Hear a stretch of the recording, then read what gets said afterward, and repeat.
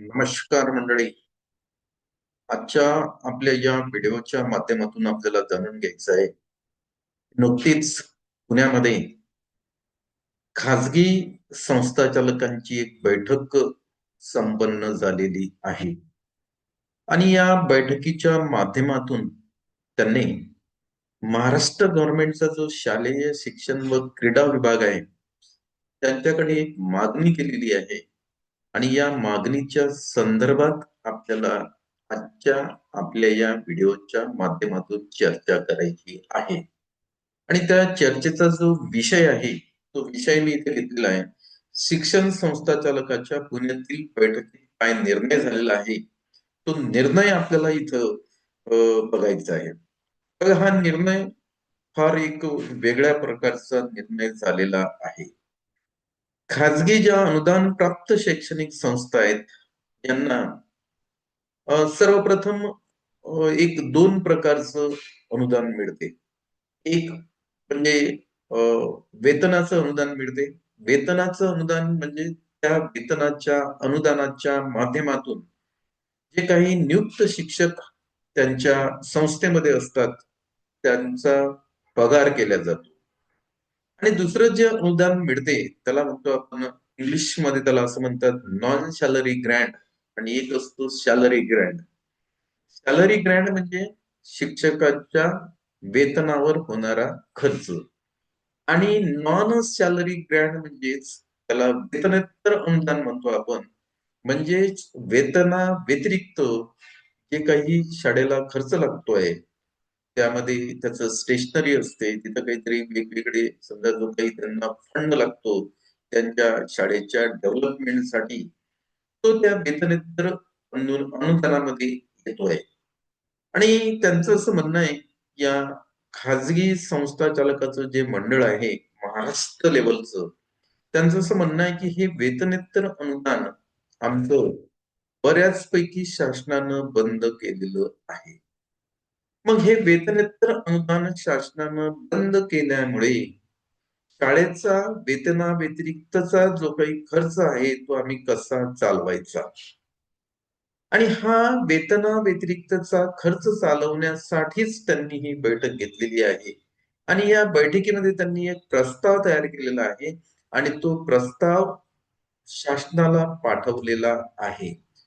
बघा हा प्रस्ताव अर्थातच जे काही तिथं त्या अनुदान प्राप्त शैक्षणिक संस्थेमध्ये शिक्षक नियुक्त आहेत त्यांच्या वेतनातून एक ठराविक कपात या संस्थेला हवी आहे आणि तसा प्रस्ताव त्यांनी शासनाला पाठवलेला आहे.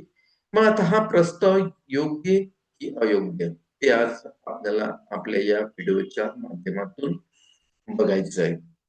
बघा, जेव्हा हे जे शिक्षक नियुक्त होतात एक त्यांना फार स्ट्रगल करावं लागते. आपले जे शिक्षक उमेदवार आहेत त्यांना फार स्ट्रगल करून नियुक्ती मिळते आणि एकदा नियुक्ती मिळाल्यानंतर शिक्षण पेशा हा असा आहे की जेव्हा आपले शिक्षक हे अध्यापन करतात तेव्हा त्यांना पगाराच्या व्यतिरिक्त कुठलीच मिळकत नसते.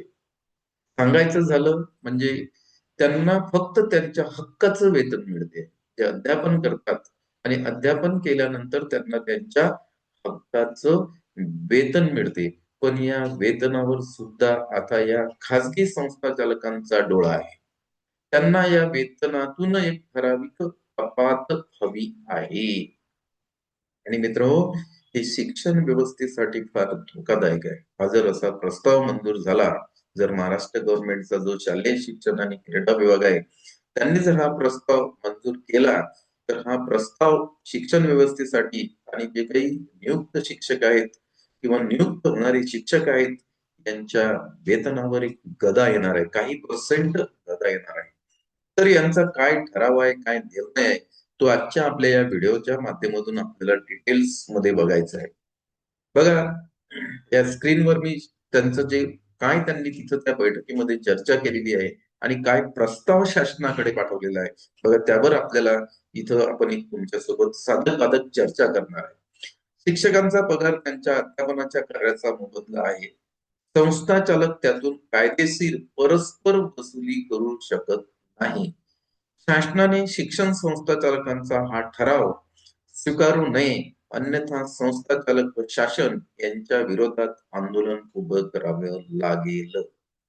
बघा, शिक्षण संस्था चालकांनी एक प्रस्ताव तयार केला आहे की जे शिक्षक आमच्या संस्थेमध्ये अध्यापन करतात, पण त्या अध्यापनाच्या त्यांना जो मोबदला मिळतो, त्या मोबदल्यातून काही पर्सेंट रक्कम कपात करण्याचा आम्हाला तुम्ही अधिकार द्या. कशासाठी? तर शाळेचा इतर खर्च, वेतना व्यतिरिक्तचा जो काही इतर खर्च आहे, तो खर्च भागवण्यासाठी तुम्ही आम्हाला परस्पर त्यांच्या पगारातून काही पर्सेंट रक्कम कपात करण्याची परवानगी द्या. आणि त्याला जे काही नियुक्त शिक्षकांचं जे संघटन आहे, त्या संघटनाचा विरोध आहे. आणि असा प्रस्ताव खाजगी संस्था चालकांचा शासनाने मंजूर करू नये, अशी त्यांची मागणी आहे मित्र. हे इथं आपण लक्षात घ्यायला पाहिजे. त्यापुढे अजून त्यांनी काय म्हटलेलं आहे बघा.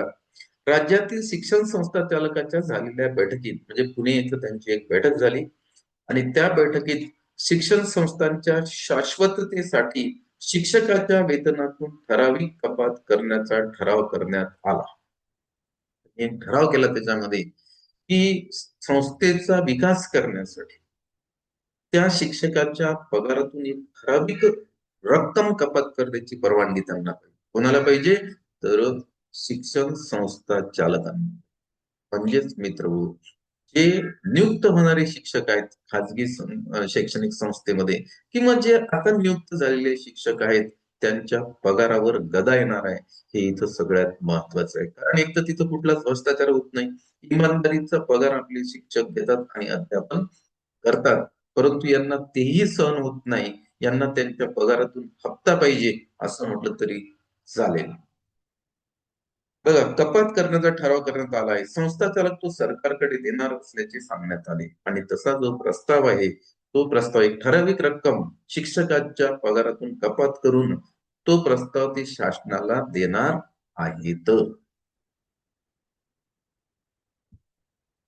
शिक्षकाच्या वेतनातून अशी कपात करणे म्हणजे पेमेंट ऑफ वेजेस ऍक्टचे उल्लंघन करणारे आहे, असं शिक्षक संघटनांचं म्हणणं आहे. की असा परस्पर शिक्षकाच्या वेतनातून या संस्था चालकाला म्हणजे पगार करण्याची परमिशन गव्हर्नमेंटने देऊ नये, परवानगी गव्हर्नमेंटने देऊ नये.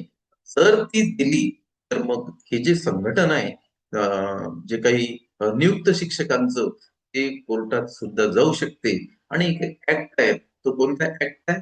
पेमेंट ऑफ वेजेस ऍक्टचे उल्लंघन होणार आहे, असं जर कपात परस्पर जर संस्था चालकांनी शिक्षकांच्या पगारातून केली तर.